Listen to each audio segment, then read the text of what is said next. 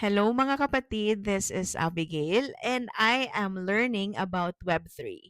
Alam niyo ba na may isang tech company na nagsisimula at tumutulong din sa mga small-scale businesses, medium-scale businesses, large-scale businesses para ma-connect nila ang business nila from Web 2 to Web 3, and that is the Mishcam Tech.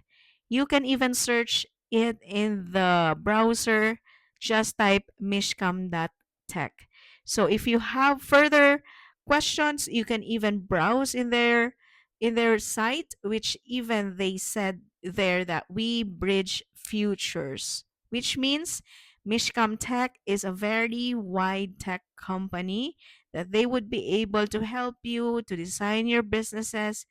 Even those hassles na mag-iisip kayo kung paano nyo i-design yung system nyo to reach more clients, to work more efficient sa mga systems nyo na hindi time consuming, 'di ba? At paano i-automate yung system nyo.